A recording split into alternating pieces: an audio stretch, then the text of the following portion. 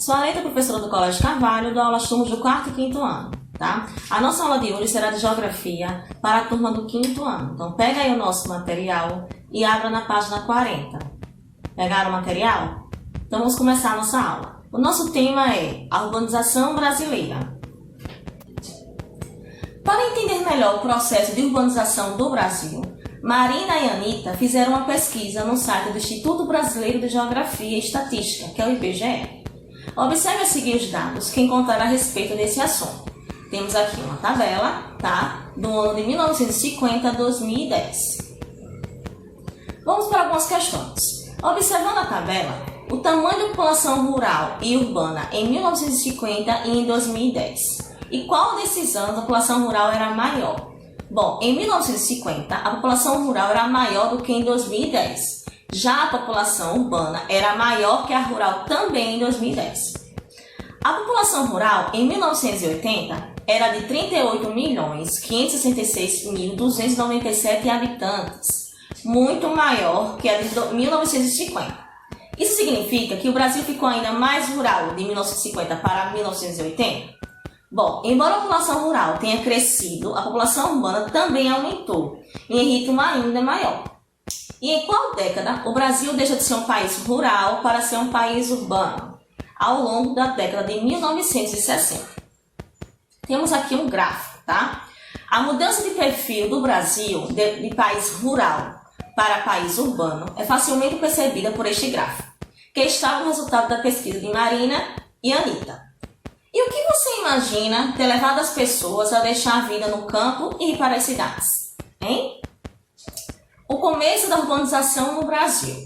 O processo de industrialização e urbanização iniciado no Brasil a partir da Segunda Guerra Mundial fez com que tomasse ímpeto os movimentos migratórios de áreas rurais com destinos às áreas urbanas do país.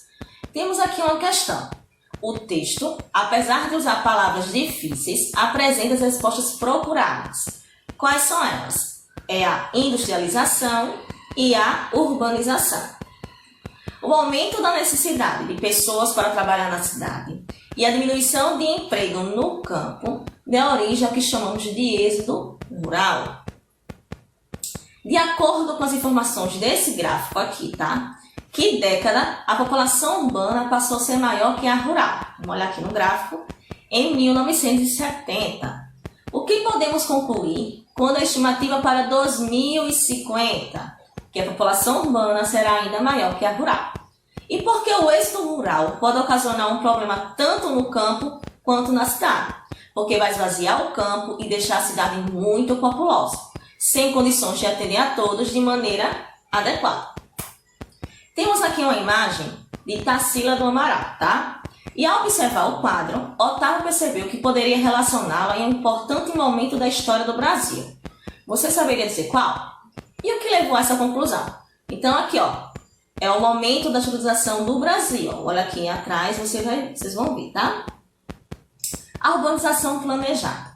Marina descobriu a existência de cidades no Brasil que não surgiram por causa da industrialização.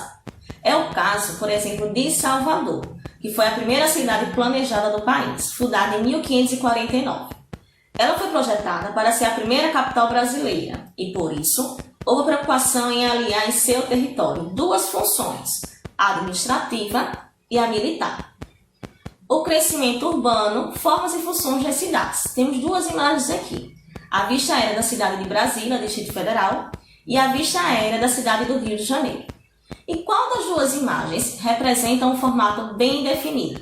Ou seja, que pode ser associado a alguma forma conhecida. Essa primeira imagem ou a segunda, hein? Adorei pesquisar e descobri que as cidades possuem formas tão diferentes. Eu também. Mas há mais uma coisa que podemos aprender quando observamos e pesquisamos as cidades e suas formas urbanas. E o que é? As cidades podem ter funções diferentes, dependendo de sua localização e tipo de atividade econômica que realizam. Vou explicar. Então, tem a função urbana. Ela pode ser turística, comercial, histórica, portuária, militar, industrial, religiosa e etc. Temos algumas imagens aqui, tá? Aqui, ó, caso da Aparecida do Norte, situada às margens da rodovia Presidente Dutra, do estado de São Paulo. Temos aqui a imagem de Curitiba, tá? Onde estão as grandes empresas, universidades, indústrias.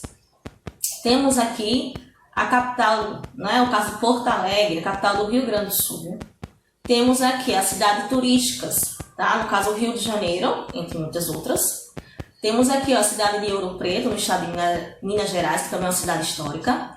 Tá? E aqui temos o Porto de Manaus, tá? No estado do Amazonas. Crescimento e expansão das cidades. Tem 3 mapas aqui do estado de São Paulo. De 1905, de 1962 e de 2015. O primeiro mapa apresenta um contorno, que é o limite do município de São Paulo, de forma bem visível. E o que aconteceu com esse limite no último mapa? Bom, o limite do município de São Paulo praticamente desapareceu conforme a expansão da cidade. E o que significa a expressão mancha urbana? É a área ocupada pela população urbana. Anita, as cidades cresceram muito e com elas certamente os problemas. Verdade, faltam muita coisa importante para a vida das pessoas. No caso, faltavam, né? Marina tem razão. Conforme as cidades iam crescendo, muitos problemas começaram a surgir. Morar no centro da cidade acabou tornando-se muito caro. As pessoas, então, passaram a buscar uma alternativa. No caso, as periferias, onde construíam suas moradias. Nesses lugares, não havia infraestrutura para atender as populações, ou seja, faltava saneamento básico, hospitais, posto de saúde, escolas, entre muitos outros serviços essenciais à comunidade. E não é só na periferia que há problemas relacionados à condição mínima de vida. Grande parte deles também ocorre nas áreas mais centrais das cidades, como as enchentes, a poluição dos rios e do ar. Temos aqui ó, 2 imagens, tá? Uma da rua em São Paulo, tomada por enchente, e aqui o esgoto sendo despejado em um rio poluído. Limpando as cidades. Temos aí um joguinho no material de vocês, né? Tem assim, nesse jogo, você deve percorrer a cidade para resolver os problemas ambientais que surgirem. Vence quem atingir esse objetivo primeiro e tiver o maior número de pontos. Para jogar, forme grupos de 5 pessoas. Os membros de cada grupo estarão competindo entre si, mas se todo o grupo concluir o jogo, receberá o troféu Cidade Limpa e Bem Cuidada. Então aí no final do material de vocês tem esse joguinho aqui, ó, que é onde é solucionar os problemas, tá? Aqui as pontuações e aqui a legenda, tá? Então eu quero que vocês brinquem, tá certo? E aprendam também. Então a nossa aula de hoje, tá certo?